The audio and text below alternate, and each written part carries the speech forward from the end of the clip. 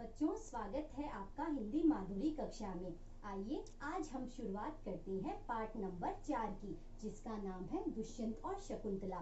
बच्चों, यह एक ऐतिहासिक कहानी है जिससे आपको यह पता चलेगा कि हमारे पूर्वज कितने निडर और साहसी थे। आइए हम इसको पाठ के माध्यम से शुरू करते हैं। बहुत समय पहले की बात है। दिल्ली के पास हस्तिनापुर नाम का एक नगर था। कौन सा नगर था? हस्तिनापुर। वहाँ दुष्यंत नाम के एक राजा राज्य करते थे, यानी राजकाज संभालते थे। नाम क्या था उन राजा का? दुष्यंत। एक बार वे शिकार खेलने निकले। एक हिरण का पीछा करते करते वे कण्व ऋषि के आश्रम में पहुंच गए। आश्रम में एक सुंदर लड़की अपनी सखियों के साथ पौधे सींच रही थी, यानी पौधों में एक पानी डाल रही थी। एक बहुत ही सुंदर लड़की थी, वो अपनी फ्रेंड्स के साथ पौधों में पानी डाल रही थी। उसे देखकर दुष्यंत ने उसकी सखियों से पूछा, यह कौन है? उस लड़की को देखकर राजा जो दुष्यंत थे, उन्होंने उसकी फ्रेंड्स से पूछा, यह कौन है? सखियों ने राजा को प्रणाम किया और बताया, महाराज, यह अप्सरा मेनका की कन्या शकुंतला है। महर्षि कण्व ने अपनी पुत्री की तरह इसका लालन पालन किया है। दुष्यंत ने कहा, मैं इसे अपनी रानी बनाना चाहता हूँ। राजा ने उन सखियों से क्या कहा कि मैं इस लड़की को अपनी रानी बनाना चाहता हूँ। वही आश्रम में दोनों का विवाह हो गया। और दोनों का क्या हो गया? उसी आश्रम में विवाह हो गया, यानी शादी हो गई।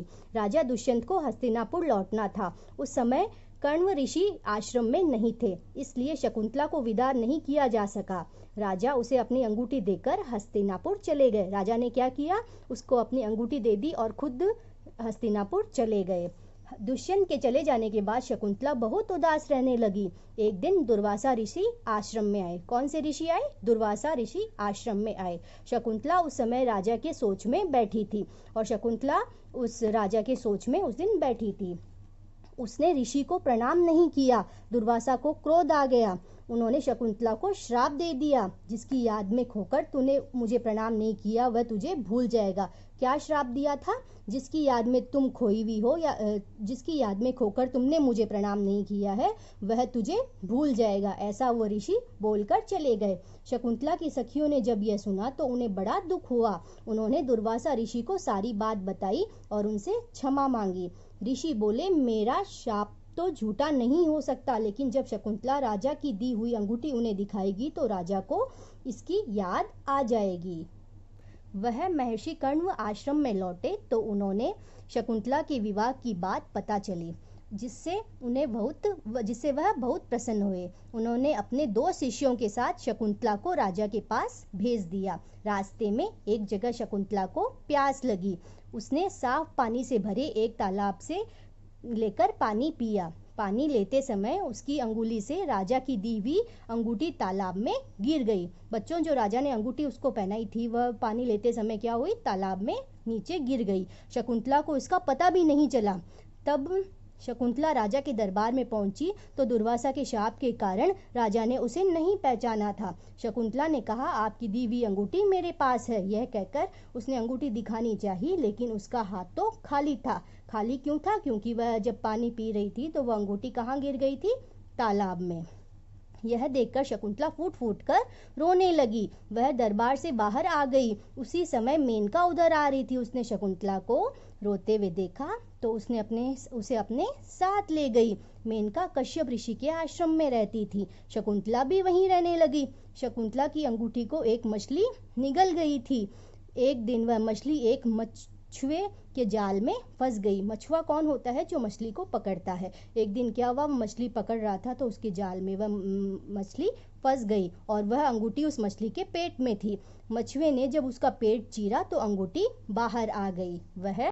वह उस अंगूठी को बेचने के लिए बाजार ले गया। वहां उसे कोतवाल ने देख लिया। अंगूठी पर राजा का नाम देखकर उसने वह अंगूठी ले ली और राजा के पास भेज दी। अंगूठी देखते ही राजा को शकुंतला के साथ उसके विवाह की याद आ गई। तब राजा ने शकुंतला को बहुत खोजा, लेकिन उसका कोई पता न चला।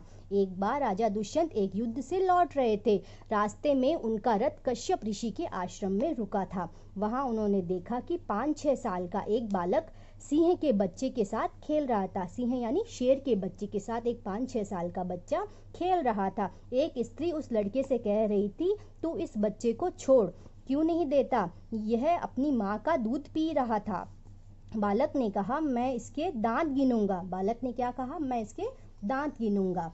बालक को सिंह के बच्चे के साथ खेलता देख राजा को बड़ा आश्चर्य हुआ। वे पास आए तो उन स्त्रियों ने उन्हें पहचान कर प्रणाम किया। राजा ने उस बालक का परिचय पूछा तो उन स्त्रियों ने बताया, महाराज ये बालक आपका ही पुत्र है, इसकी माता का नाम शकुंतला है। यह सुनकर दुष्यंत बहुत प्रसन्न हुए। वह तुरंत शकुंतला के पास गए और अपनी भूल के लिए क्षमा मांगी। फिर वे शकुंतला और अपने पुत्र को साथ लेकर हस्तिनापुर लौट आए। यह बालक आगे चलकर बहुत बड़ा राजा बना और भरत नाम से प्रसिद्ध हुआ। इस बच्चे का नाम क्या हुआ आगे चलकर? भरत। तो बच्चों, आपको यह कहानी कैसी लगी? बहुत अच्छी कहानी थी। अब हम सबको इस पाठ को 2 से 3 बार पढ़ना है। उसके बाद सभी प्रश्न उत्तर को अपनी कॉपी में पूरे करने हैं।